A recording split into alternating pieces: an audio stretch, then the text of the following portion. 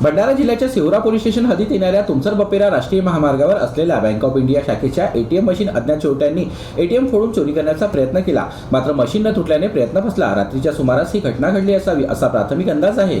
Bank of इंडियाचे शाखा व्यवस्थापक यांनी या संदर्भात सिहोरा पोलिसात तक्रार दिली असता अज्ञात आरोपी विरुद्ध गुन्हा दाखल करण्यात आला आहे।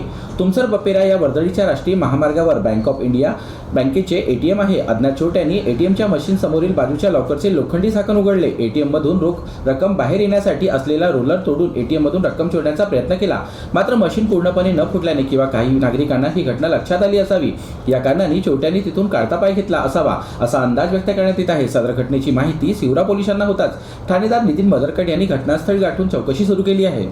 जीबी न्यूजचे प्रत्येक अपडेट मिळवून घेण्यासाठी तुम्ही आमच्या चॅनलला लाईक करा, सबस्क्राईब करा आणि शेअर करा, तसेच बेल आयकॉनला सुद्धा प्रेस करा।